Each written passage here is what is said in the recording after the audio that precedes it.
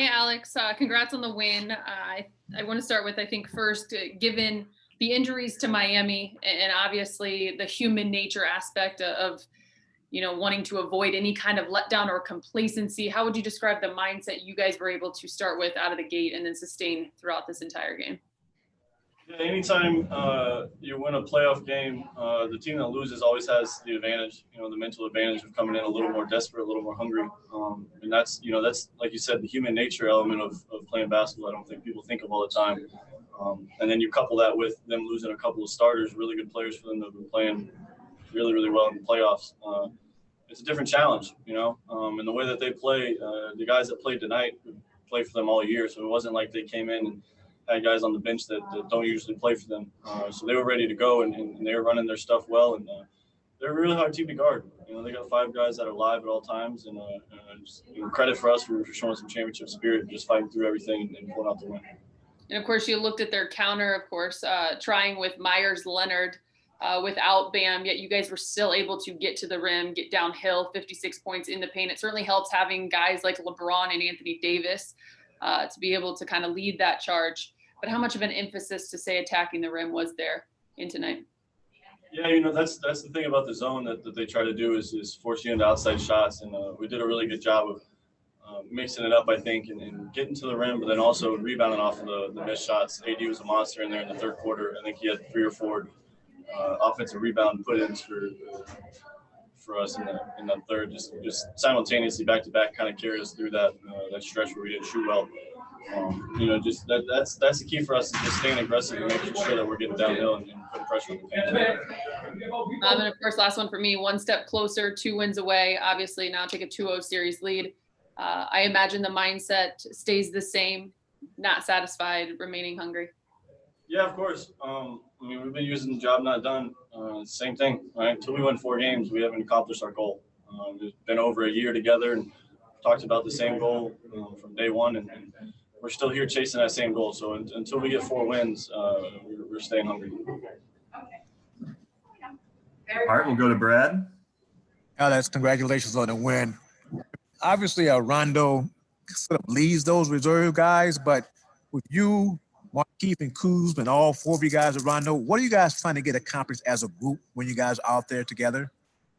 Yeah, with that group, when we don't play with the traditional 5, either AD or Keith at the 5, we try to get deflections and get out and run on defense. And that's tough. I think we fouled a little bit too much tonight. And then even some plays we took charges and had to take the ball out of bounds. So we weren't able to get out in the break and push the pace as much as we'd like. But that's usually how we like to play in the second unit. Getting steals, getting rebounds, getting out and running, because we have 4 or 5 guys that can all dribble, pass, shoot, and space the floor. Mark Medina, over to you. Hey, Alex, congrats on the win. Obviously, Anthony has done a lot for you guys all season, but what's jumped out to you this postseason on how he's taken his aggressiveness even to another level?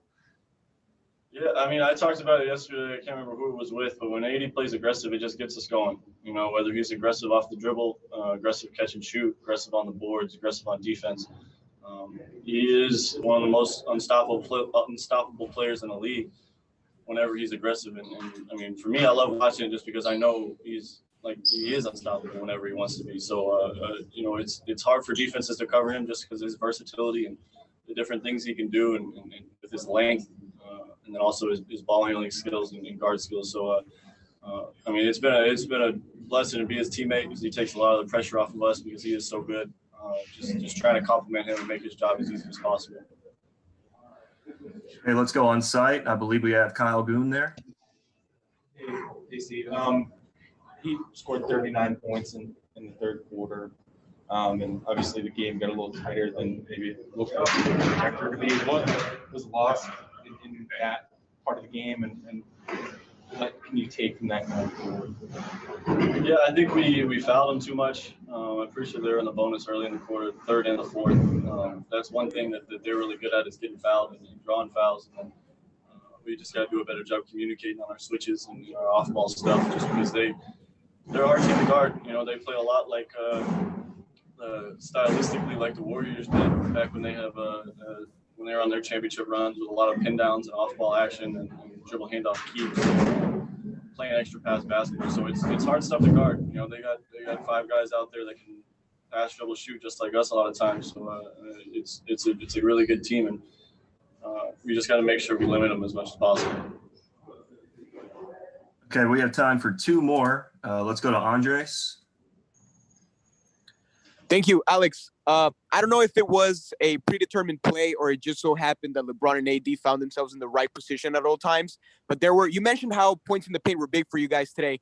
There were several plays where LeBron and AD found themselves very close to the baseline and they were able to sneak past the defense and score an easy bucket in the paint. Was that a set play that you guys had ready? And do you think size in the paint is your upper hand against this Miami Heat team? Yeah, our size is definitely an advantage, just because they at times don't play guys. If they don't have a or Leonard in there, they got guys that are 6'7", 6'8", and smaller. You've got Dwight or AD in there, and even LeBron 6'9". You know, it's really easy to rebound out of the zone just because it's hard to match up and box out. So that's been beneficial for us. And then, yeah, the weak spots of zone basketball 101 is the 2 dunker baseline spots and then the middle of the zone. So we try to put our best players in those spots and give them the ball, and a lot of times Miami does a good job of covering it up and we get aggressive on the outside, but anytime we can get it to them down there, that's beneficial for us. All right, last question. Let's go to Claudia. Hey, Alex, congratulations. So you had to guard Jimmy Butler a little. Just how good is he, especially at crunch time? Yeah, Jimmy's an insane competitor.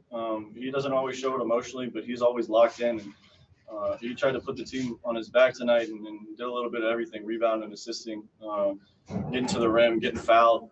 That's just who he is. You know, he's got a dog mentality that he's going to fight until he loses. And, you know, that's something that Heat team has, that they have the heart that not a lot of teams have to go down and fight back, a lot like we saw with Denver. So, you know, for us, it's just about trying to compete and make sure that every possession we're matching his energy or exceeding it. All right, Alex. Thanks for your time, sir. Thank you, guys.